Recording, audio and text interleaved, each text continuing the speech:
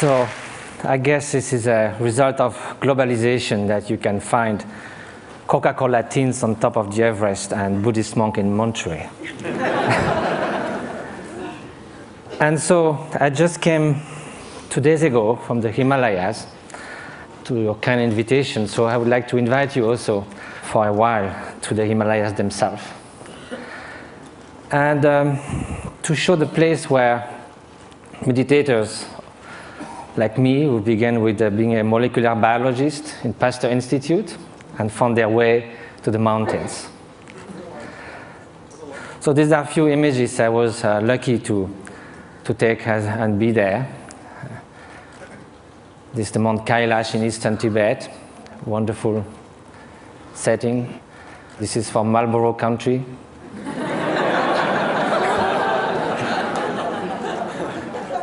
This is a turquoise lake, a meditator. This is the hottest day of the year, somewhere in eastern Tibet, on August 1st. And the night before, we camped, and my Tibetan friends said, we're going to sleep outside. And I said, why? We have enough space in the tent. They say, yes, but it's summertime.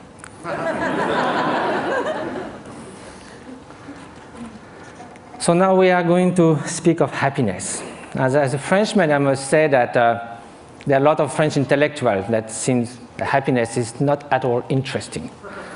I just wrote an essay on happiness, and there was a controversy, and someone wrote an article saying, don't impose on us the dirty work of happiness.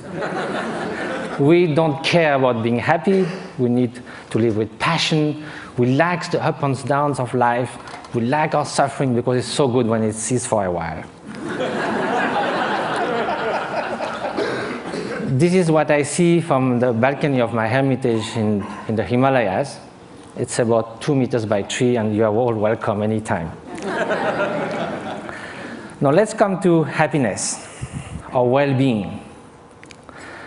And first of all, despite what the French intellectuals say, it seems that no one wakes up in the morning thinking, may I suffer the whole day. Which means that somehow, consciously or not, directly or indirectly, in the short and the long term, whatever we do, whatever we hope, whatever we dream, somehow is related to a deep, profound desire for well-being or happiness. As Pascal said, even the one who hangs himself somehow is looking for a cessation for suffering. He finds no other way. But then if you look in the literature, East and West, you can find incredible diversity of definition of happiness. Some people say can only be lived in remembering the past, imagining the future, never in the present. Some people say happiness is right now, is the quality of the freshness of the present moment. And that led to Henri Bergson, the French philosopher, to say all the great thinkers of humanity have left happiness in the vague, so that they could define, each of them could define in their own terms. Well, that will be fine if it was just a secondary preoccupation in life. But now, if it is something that's going to determine the quality of every instant of our life, then we better know what it is, have some clearer idea. And probably the fact that we don't know that is why so often, although we seek happiness, it seems we turn our back to it. Although we want to avoid suffering, it seems we are running someone towards it. And that also comes from some kind of confusions. One of the most common one is happiness and pleasure. But if we look at the characteristic of those two, pleasure is contingent upon time, upon its object, upon the place. It is something that changes of nature. Beautiful chocolate cake, first serving is delicious, second one, not so much, then we feel disgust. That's the nature of things. We get tired. I used to be a fan of Bach. I used to play it on the guitar, and I can hear it 2, 3, 5 times. If I had to hear it 24 hours non-stop, it might be very tiring. If you are feeling very cold, you come near a fire, it's so wonderful. Then after some moments, you just go a little back and then it starts burning. it sort of uses itself as you experience it. And also, again, it can also, it's something that it is not something that is radiating outside. Like, you can feel intense pleasure, and some others around you can be suffering a lot.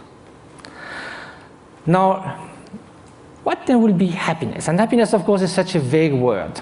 So let's say well-being.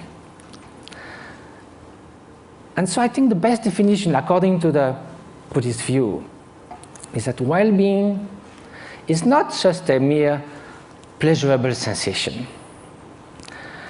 It is a deep sense of serenity and fulfillment, a state that actually pervades and underlies all emotional states and all the joys of sorrows that can come one's way. Well, that might be surprising.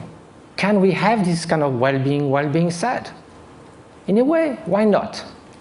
Because we are speaking at a different level.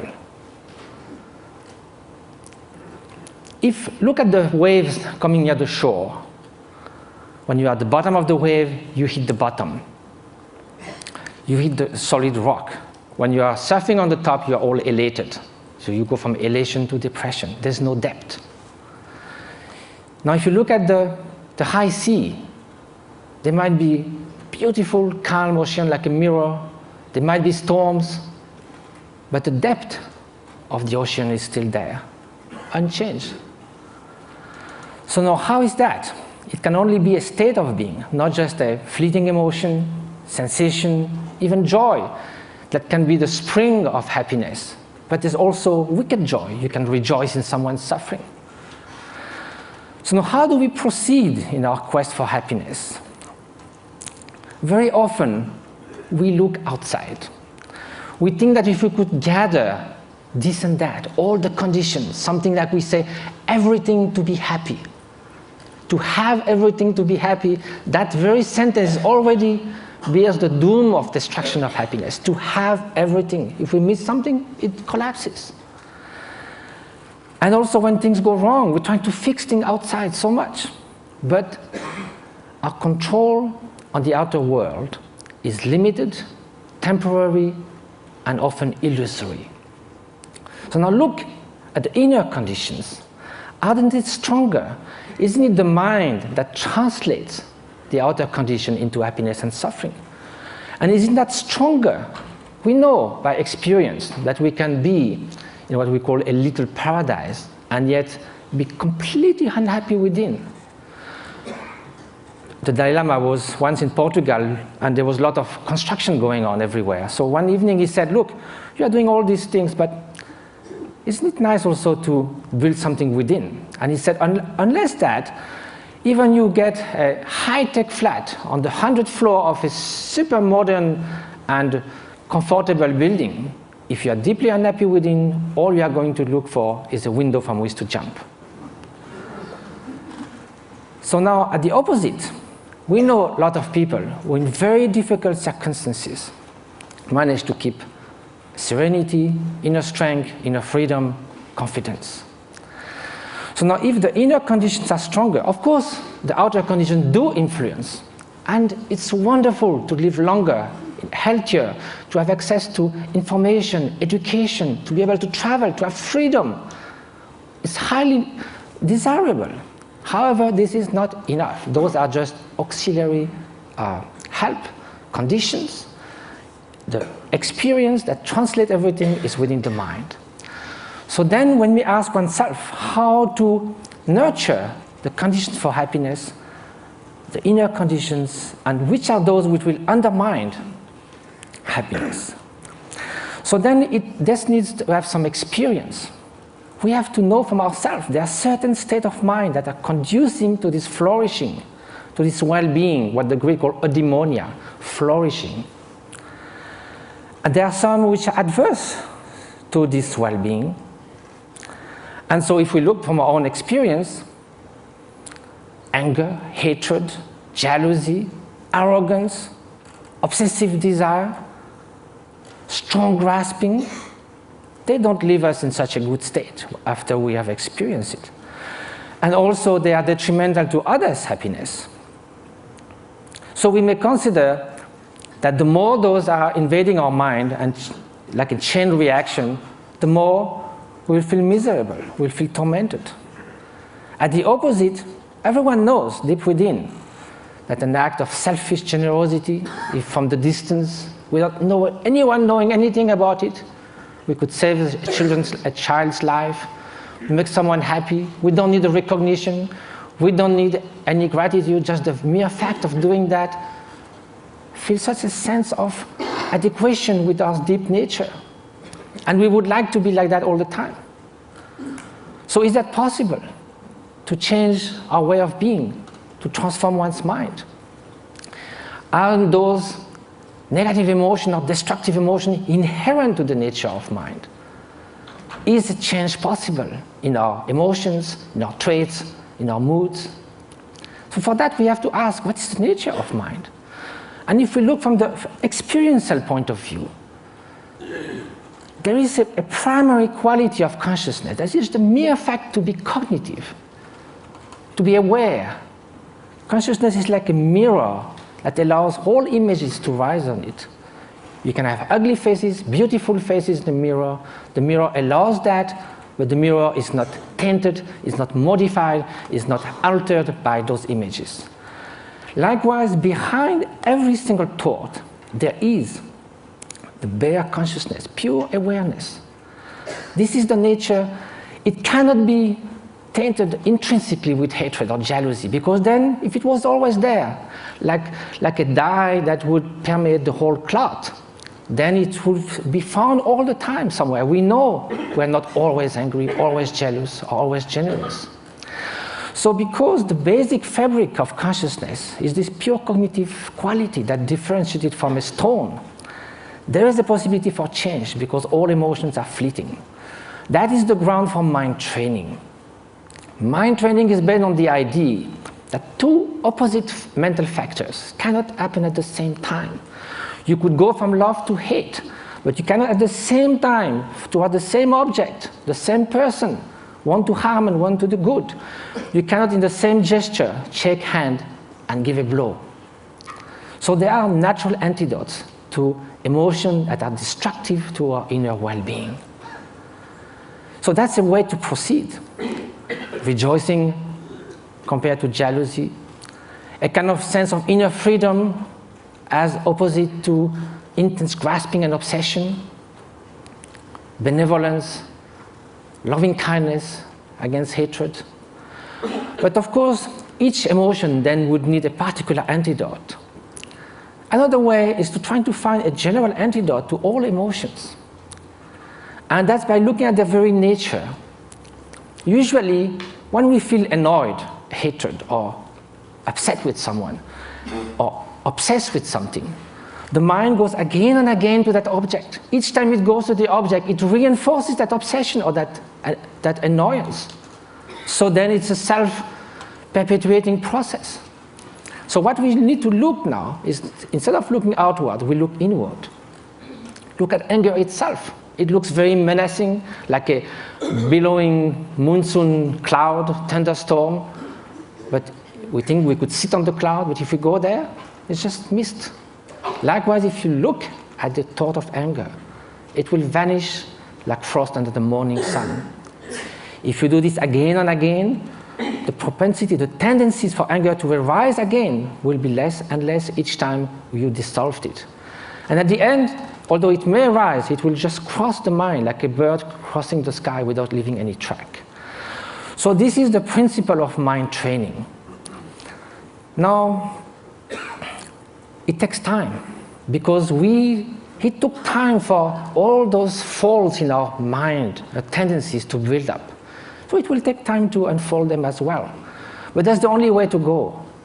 Mind transformation. That is the very meaning of meditation.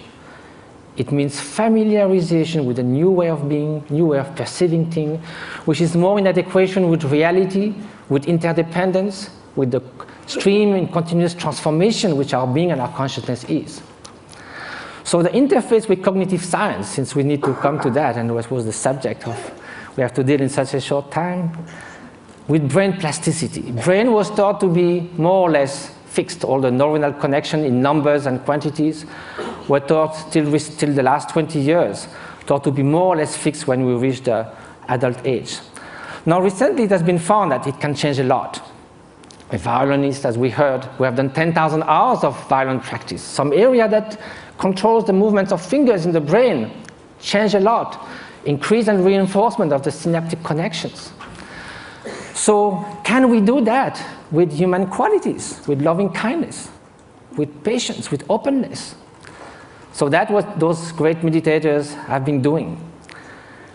Some of them who came to the labs, like in Madison, Wisconsin, or in Berkeley, did 20 to 40,000 hours of meditation. They do like 3 years retreat where they do meditate 12 hours a day, and then the rest of their life they would do that 3-4 hours a day. They are real Olympic champions of mind training. This is the place where they meditate. You can see it's kind of inspiring. Now, here with 256 electrodes.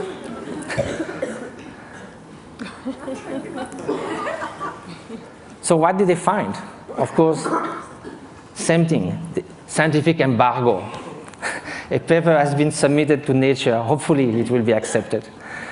It deals with the state of compassion, unconditional compassion. We ask meditators who have been doing that for years and years and years to put their mind in a state where there's nothing but loving kindness, total availability to sentient being. Of course, during the training, we do that with objects. We think of people suffering, we think of people we love. But at some point, it can be a state which is all-pervading.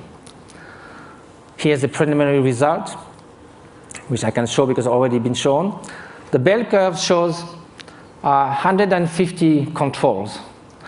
And what is being looked at is the difference between the right and the left frontal lobe.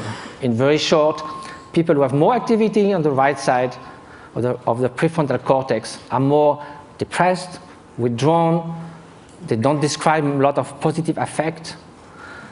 It's the opposite on the left side, more tendency to altruism, to happiness, to express, and curiosity, and so forth. So there's a basic line for people, and also it can be changed. If you see a comic movie, you go more to the left side. If you are happy about something, you go more to the left side. If you have a bout of depression, you'll go to the right side. Here, the minus 0.5 is a 4 standard deviation of a meditator who meditates on compassion. It's something that is totally out of the bell curve. So I have no time to go into all the different scientific results. Hopefully they will come. But they found that this is after 3.5 hours in a fMRI. It's like coming out of a space ship.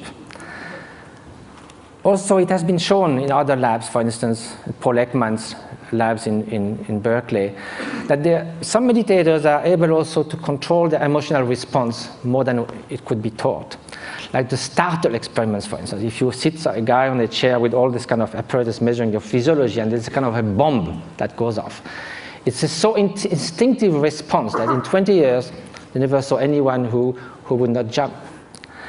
Some meditators, without trying to stop it, but simply by being completely open, thinking that that bang is just going to be just a small event, like a shooting stars, they're able not to move at all. So the whole point of that is not sort of to make like a circus thing of showing exceptional beings who can jump or whatever. It's more to say that mind training matters. That this is not just a luxury. This is not a supplementary vitamin for the soul. This is something that's going to determine the quality of every instant of our life. We are ready to spend 50 years achieving education.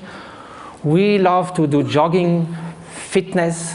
We do all kinds of things to remain beautiful. Yet, we spend surprisingly little time taking care of what matters most, the way our mind functions, which again is the ultimate thing that determines the quality of our experience. Now, compassion should also be put in action. That's what we try to do in different places. Just this one example is worth a lot of work. This lady with bone TV left alone in a tent was going to die with her only daughter. 1 year later, how she is. Different schools and clinics we've been doing in Tibet.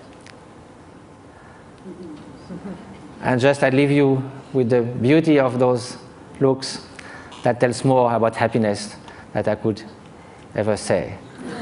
And jumping monks of Tibet. Flying monks.